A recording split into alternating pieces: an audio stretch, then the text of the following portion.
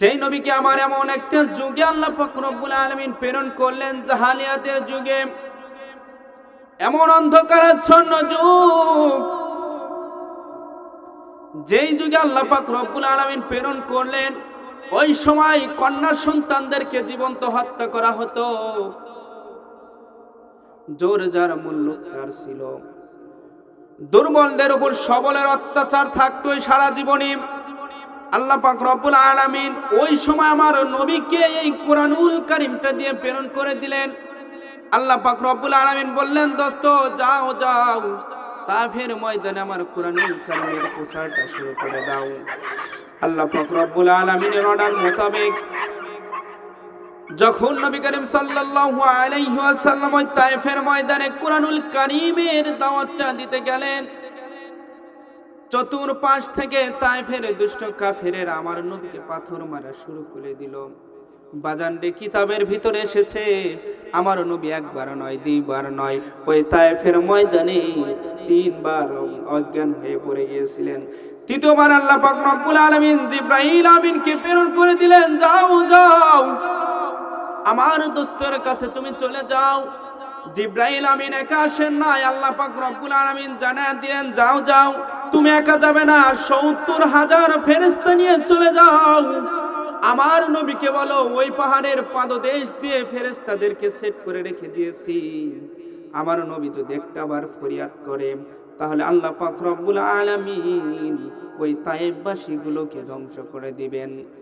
আল্লাহ পাক রব্বুল আলামিনের কথা মতো জিবরাইল আমিন এসে বললেন, জিবরাইল আমার নবীর মাথাটা তার জিবরাইল আমিনের উপরে রাখলেন।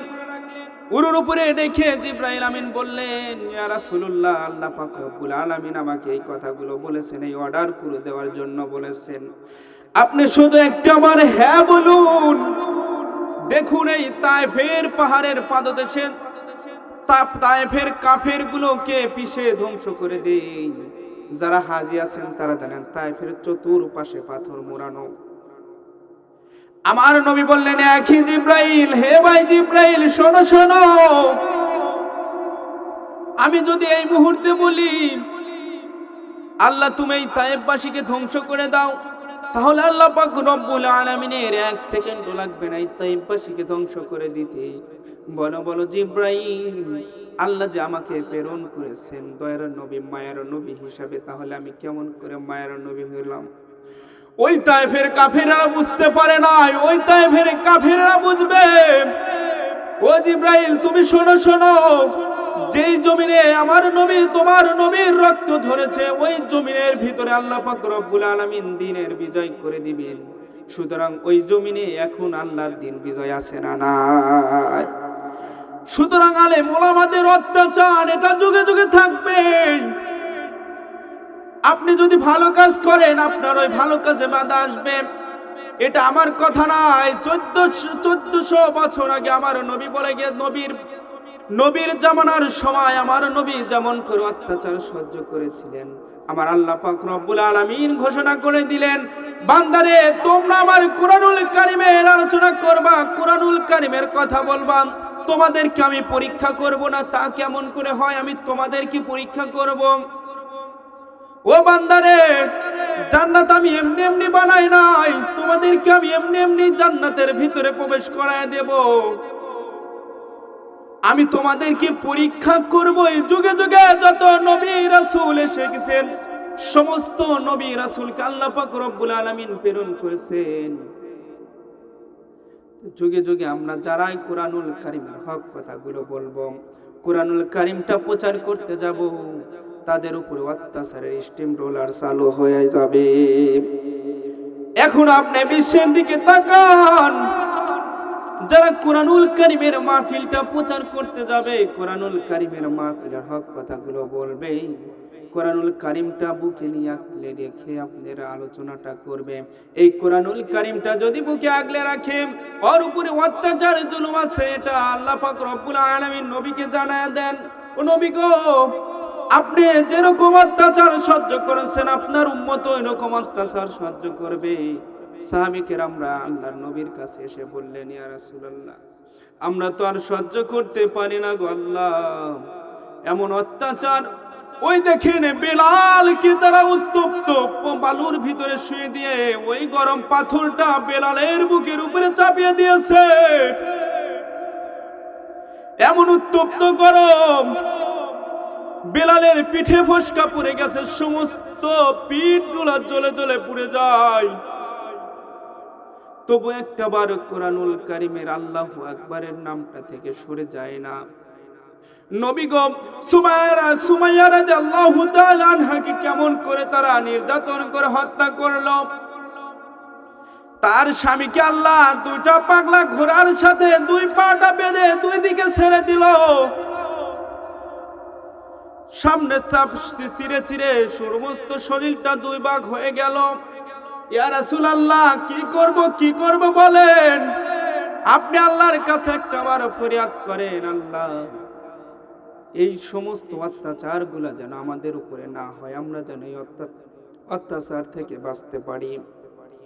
নবী করিম সাল্লাল্লাহু আলাইহি ওয়াসাল্লাম এত অত্যাচার সহ্য করার পরে যখনই সাহাবী কথাগুলো বললেন, আমার নবীর গালগুলো লাল রক্ত ধারণ করে গেল। আঙ্গুর আনার ফল যেরকম লাল, আমার নবী এমন রাগ করলেন, রাগে আমার নবীর চেহারাটা লাল বর্ণ ধারণ করলো। সাহাবীকে ডেকে নিয়ে বললেন, সাহাবী শোনো শোনো, তুমি আগের যুগের নবীদেরকে দেখো না তারা কেমন অত্যাচার সহ্য করেছে। গাছের সাথে প্যারাক ঢুকিয়ে দিয়ে ওই চার হাত পা চারদিকে দিয়ে প্যারাক ঢুকিয়ে দিয়ে মাঝখান দিয়ে করাত দিয়ে ফেরে ফেলেছে। চিরুনি দিয়ে চামড়া গুলো যেরকম আশ্রয়, মাথার চুল ওই রকম লোহার চিরুনি দিয়ে শরীর গুলাকে চামড়া চাষড়ে আশ্রিয়ে শরীর গুলাকে কেমন ক্ষত বিক্ষত করে দিয়েছে। তবু তারা আল্লাহর রব্বুল আলামিনের দ্বীনের দাওয়াত থেকে এক পাও পিছু হয় নাই।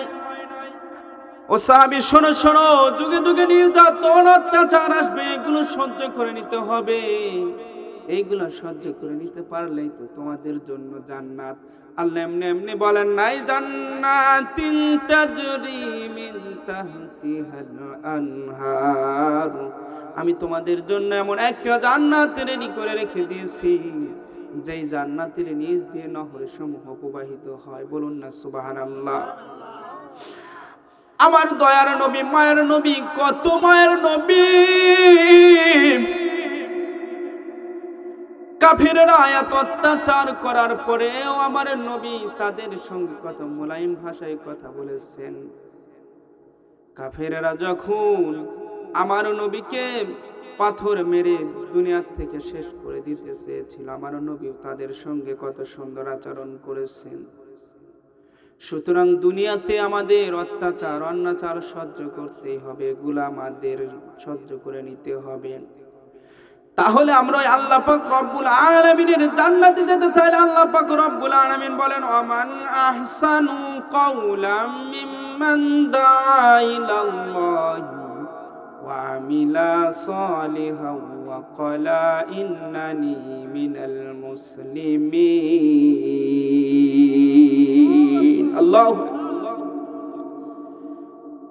আল্লাহ পাক রব্বুল আলামিন বলেন, ওমান আহসানু কাওলাম মিম্মান দাআ,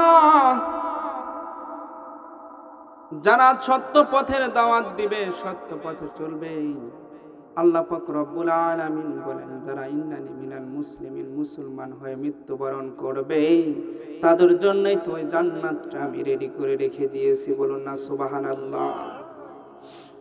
সুতরাং আমার দয়ার নবী, মায়ার নবী তবুও সভ্য মানুষগুলোকে সভ্য পথের দেখা দিলেন, জাহান্নামী মানুষগুলোকে জান্নাতের পথে নিয়ে আসলেন, অভদ্র মানুষগুলোকে ভদ্র পথে নিয়ে আসলেন। ওই নবী আমার রওজাতে এখনো শুয়ে শুয়ে কান্দে গুনাহগার উম্মতের জন্য। হারে আমরা উম্মত হইয়া নবীরে চিনলাম না। ওই নবী আমার কত দয়ার নবী, মায়ার নবী ছিলেন। ওই নবীর প্রতি সংক্ষিপ্ত আকারে দরুদ এবং সালাম পেশ করছি। সকলে বলছি সাল্লাল্লাহু আলাইহি ওয়াসাল্লাম। আরো জোরে বলুন না সাল্লাল্লাহু আলাইহি ওয়াসাল্লাম। আপনাদের ঘুম ধরছে নাকি? আমি আপনাদের সামনে বেশিক্ষণ আলোচনা করব না। একটা সূরা বনী ইসরাইলের 2টা আয়াত নিয়ে আপনাদের সামনে কথা বলার চেষ্টা করব ইনশাআল্লাহ। আমি আপনাদের সামনে যে আয়াতে কারিমা তেলাওয়াত করেছি, আল্লাহ পাক রব্বুল আলামিন আমাকে যেন এই কথাগুলো বলা এবং আমল করার তৌফিক দান করেন, সকলে বলে আমিন। আল্লাহ পাক রব্বুল আলামিন বলেন, وَقَضَى رَبُّكَ أَلَّا تَعْبُدُوا إِلَّا إِيَّاهُ وَبِالْوَالِدَيْنِ إِحْسَانًا। আল্লাহ পাক রব্বুল আলামিন এই আয়াতের ভিতরে 2টা চূড়ান্ত ফয়সালা করে দিলেন। কয়টা? কথা আওয়াজ দিবেন, কয়টা? 2টা। কোন সূরার ভিতরে? সূরা বনী ইসরাইলের ভিতরে 23 নম্বর আয়াতে। কত নম্বর আয়াত?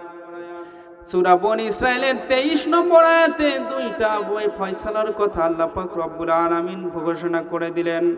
আল্লাহ পাক রব্বুল আলামিন ঘোষণা করে দিলেন, দুনিয়ার মানুষ এই ঘোষণায় ফয়সালা থেকে তোমরা এক পাও পিছু পা হতে পারবে না। আল্লাহ পাক রব্বুল আলামিন জানায় দেন, قَضَى رَبُّكَ أَلَّا تَعْبُدُوا, ইবাদত হবে একমাত্র আল্লাহ তাআলার। ইবাদত হবে কার? ইবাদত হবে কার? ইবাদত হবে একমাত্র আল্লাহ তাআলার। অন্য কারো ইবাদত করা যাবে না, অন্য কারো দাসত্ব করা যাবে না, অন্য কারো রক্ত চক্ষুকে ভয় পাওয়া যাবে না, অন্য কারো গোলামি করা যাবে না। আল্লাহ পাক রব্বুল আলামিন জানায় দিলেন, ইবাদত হবে একমাত্র আল্লাহ তাআলার। আল্লাহ পাক রব্বুল আলামিন জানায় দেন, বান্দারে শোনো শোনো, আমি তোমাদেরকে একটা মাত্র উদ্দেশ্য নিয়ে পাঠাইছি, সেটা হচ্ছে ইবাদত। আল্লাহ পাক রব্বুল আলামিন সূরা জারিয়ার ভিতরে বলেন,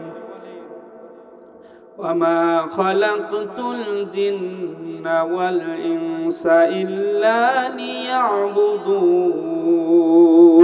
চিৎকার দিয়ে বলুন আল্লাহু আকবার।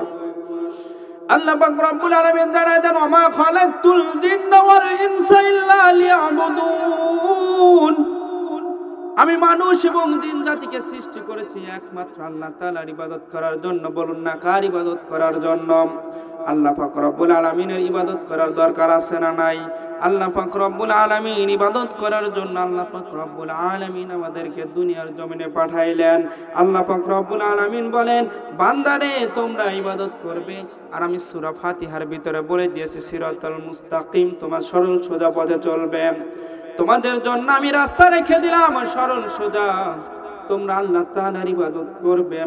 আমরা আল্লাহ তাআলার ইবাদত করি, আবার মাজারে গিয়েও সিজদা দিয়ে আসি, এমন লোক আছে না নাই? কেউ ফিরে না খালি হাতে, খাজারে তোর দরবার থেকে। বলুন না নাউজুবিল্লাহ। কেউ কি খালি হাতে ফেরে? কেউ তো খালি হাতে ফেরে না, কারণ জুতা নিয়ে যায়, জুতা রেখে আসে। গরু নিয়ে যায় বাবার দরবারে, গরু দিয়ে আসে। আমরা কি এরকম ভাবে বলতে পারি না, কেউ ফেরে না খালি হাতে, আল্লাহরে তোর দরবার হতে? আল্লাহর দরবার থেকে কেউ খালি হাতে ফিরেছে? আল্লাহ পাক রব্বুল আলামিন বলেন,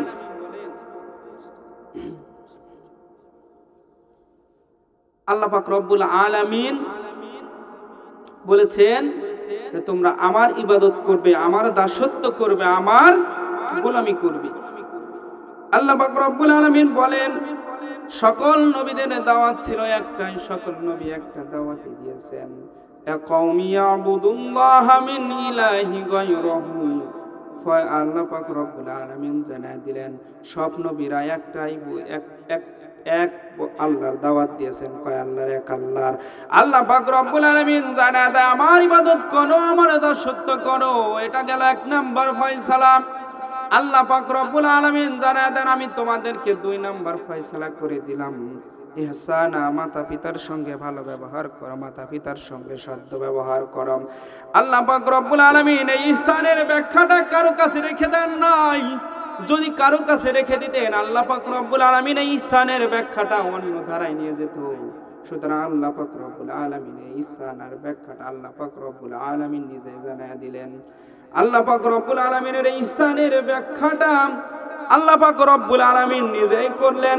ইম্মা ইয়াবলুগান্না ইনদাকাল কিবারা আহাদুহুমা আও কিলাহুমা ফালা তাকুল লাহুমা উফি ওয়ালা তানহারহুমা ওয়া কুল্লাহুমা কওলান কারীমা। চিৎকার দিয়ে বলুন আল্লাহু আকবার। আল্লাহ পাক রব্বুল আলামিন জানা দিলেন, ইম্মা ইয়াবলুগান্না ইনদাকাল কিবারা আহাদুহুমা, তোমার প্রতিপালক নির্দেশ দিয়েছেন তোমরা তোমার পিতামাতার উপাসনা করবে। আল্লাহ পাক রব্বুল আলামিন ছাড়া অন্য কারো উপাসনা করবে না। পিতামাতার প্রতি সৎ ব্যবহার করবে।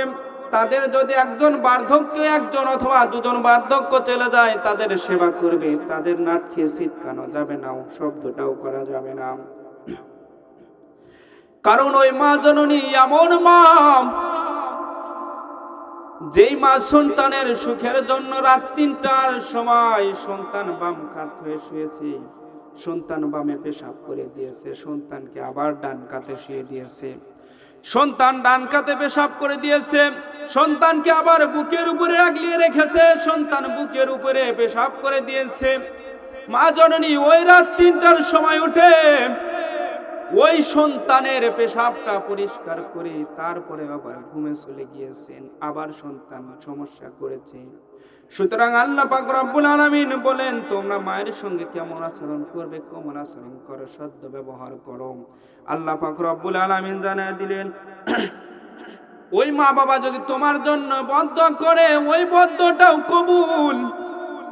ওই মা বাবা যদি দোয়াটা করে, দোয়াটাও কবুল। বিশ্বনবী বলেন, সবচেয়ে ভালো আমল হচ্ছে মা বাবার খেদমত করা। বিশ্বনবী হাদিসের ভিতরে ৩টা আমলের কথা বলেছেন, সবচাইতে ভালো আমল। ৩টার ভিতরে ১ নাম্বার হচ্ছে নামাজ কায়েম করা, ২ নাম্বার মাতা পিতার খেদমত করা, ৩ নাম্বার জিহাদ করা। অন্য হাদিসে আমার আল্লাহ নবী করিম সাল্লাল্লাহু আলাইহি ওয়াসাল্লাম বলেছেন, জিহাদের চাইতে বড় কাজ হলো মাতা পিতার খেদমত করা। এক সাহাবী রাসূল করিম সাল্লাল্লাহু আলাইহি ওয়াসাল্লামের কাছে এসেছেন। রাসূল করিম সাল্লাল্লাহু আলাইহি ওয়াসাল্লামের কাছে এসে বললেন, ইয়া রাসূল, আমি জিহাদে যাব বলে তোমার মা। রাসূল নবী করিম সাল্লাল্লাহু আলাইহি ওয়াসাল্লাম বললেন, তোমার পিতামাতা কি জীবিত আছে? সাহাবী বলেন, হ্যাঁ হ্যাঁ, আমার পিতামাতা জীবিত আছে। বলে, যাও যাও, তুমি তোমার পিতামাতার খেদমত করো, পিতামাতার ভালো ব্যবহার করো। তুমি যদি পিতামাতার সঙ্গে ভালো ব্যবহার করো, সদ্য ব্যবহার করো, কোমল আচরণ করো, ওই পিতামাতা যদি দোয়া করে দেয়, ওই পিতামাতার হচ্ছে সব চাইতে, ওটাই হচ্ছে সব চাইতে বড় জিহাদ। ওই পিতামাতার খেদমত করো। ও নবী করিম সাল্লাল্লাহু আলাইহি ওয়াসাল্লাম এমন করে মায়ের প্রতি আল্লাহ পাক রব্বুল আলামিন এত সুন্দর মর্যাদা দিলেন, এত সুন্দর সম্মান দিলেন। ও বাবাজিরা, বন্ধু চলে গেলে বন্ধু পাওয়া যাবে, বউ চলে গেলে বউ পাওয়া যাবে। যদি ওই মা জননী একবার চলে যায়, মা জননীকে আর পাওয়া যাবে না। ওই মা যদি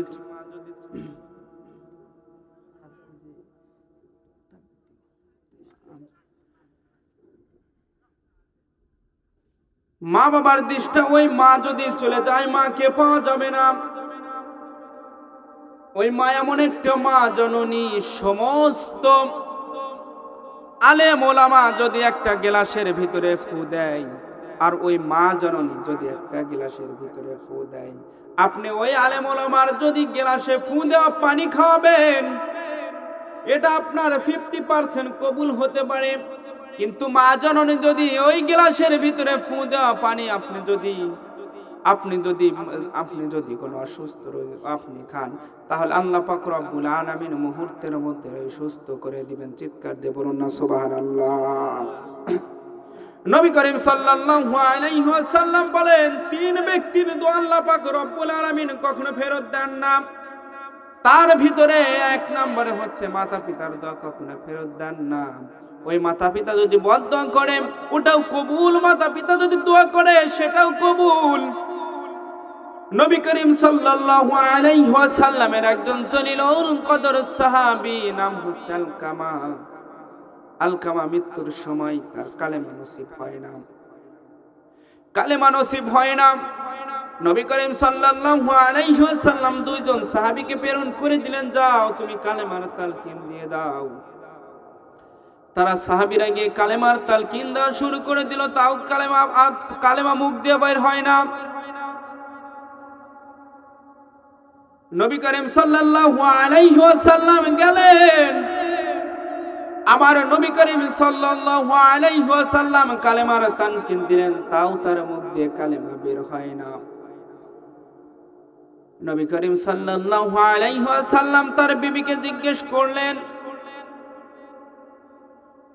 তোমার তো জীবন সঙ্গী, তোমার সাথে অনেকগুলো বছর সময় কাটিয়েছে, বলো বলো আলকামা কি এমন বেয়াদবি করেছে, কি এমন খারাপ আমল করেছে, কি এমন খারাপ আল্লাহর সঙ্গে বেয়াদবি করেছে যে ওই আলকামার জবান দিয়ে কালেমা বের হয় না। তার স্ত্রী বলে, না না না, আলকামা কখনো খারাপ আচরণ আমার সঙ্গে করে নাই। আলকামা ভালো ভালো আমল করতো, এমন কোন আমল নাই সে করে নাই। সে তাহাজ্জুদের নামাজ পড়তো, যুদ্ধের ময়দানে গিয়ে জিহাদ করত, তিনি অনেক ভালো ভালো কাজ করেছেন। নবী করিম সাল্লাল্লাহু আলাইহি ওয়াসাল্লাম সাহাবীদেরকে জিজ্ঞেস করলেন, তার কে বেঁচে আছে, তার মা বাবা কেউ বেঁচে আছে নাকি? তার স্ত্রী বললেন, হ্যাঁ হ্যাঁ, তার মা বেঁচে আছে। বৃদ্ধ মার কাছে চলে গেলেন, মার কাছে গিয়ে বললেন, আলকামা কি এমন বদ আমল করেছে যে আল্লাহ পাক রব্বুল আলামিন তাকে এত বড় শাস্তি দিচ্ছেন, তার মুখ দিয়ে কালেমার তালকিন বের হয় না। নবী করিম সাল্লাল্লাহু আলাইহি ওয়াসাল্লাম মাকে বললেন, মা গো, আপনার সঙ্গে কি কোনো খারাপ আচরণ করেছে নাকি? মা এই কথা শোনার পরেই হাউমাউ করে কেঁদে ফেলেছেন। নবী করিম সাল্লাল্লাহু আলাইহি ওয়াসাল্লামের কাছে আলকামার মা বললেন, হ্যাঁ হ্যাঁ, তিনি আমার সঙ্গে খারাপ আচরণ করেছেন, সেই জন্য আমি তাকে একটা বদ্ধ করে দিয়েছি। সেই জন্যই তো নবী করিম সাল্লাল্লাহু আলাইহি ওয়াসাল্লাম বলেন, এটাই হচ্ছে সবচেয়ে বড় কপাল পোড়া, সেই কারণেই তো তার মুখ দিয়ে কালেমা বের হয় না। নবী করিম সাল্লাল্লাহু আলাইহি ওয়াসাল্লাম তার মাকে বললেন, আলকামার মা, আপনি আলকামাকে মাফ করে দেন। আলকামার মা বলেন, না না, আমি কখনো মাফ করব না। তিনি আমার সঙ্গে এত খারাপ আচরণ করেছেন, না না, আমি তাকে মাফ করব না। নবী করিম সাল্লাল্লাহু আলাইহি ওয়াসাল্লাম সাহাবীদেরকে নির্দেশ দিলেন, সাহাবীরা রে, লাকড়ি জড়ো করো, লাকড়ি নিয়ে আসো, লাকড়িতে আগুন ধরাও, আলকামাকে এই আগুনের ভিতরে ফেলে দাও। লাকড়ি জ্বালানো হলো, যখনই আলকামাকে আগুনের ভিতরে ফেলে দেওয়া হবে, ওই মুহূর্তে মা চিৎকার করে কেঁদে ফেলে দিয়ে, না না ইয়া রাসূলুল্লাহ, আমার চোখের সামনে কেমন করে আপনি আমার ছেলেকে, আমার এই নারী সেরাতনকে আপনি আগুনের ভিতরে ফেলবেন? সে খারাপ আচরণ করেছে, আমি মা তাকে মাফ করে দিলাম। যখনই বলেছে আমি মাতাকে মাফ করে দিলাম, এই পর্যায়ে আলকামার মুখ দিয়ে আল্লাহ পাক রব্বুল আলামিন কালেমা নসিব করে দিলেন, লা ইলাহা ইল্লাল্লাহু মুহাম্মাদুর রাসূলুল্লাহ সাল্লাল্লাহু আলাইহি ওয়াসাল্লাম।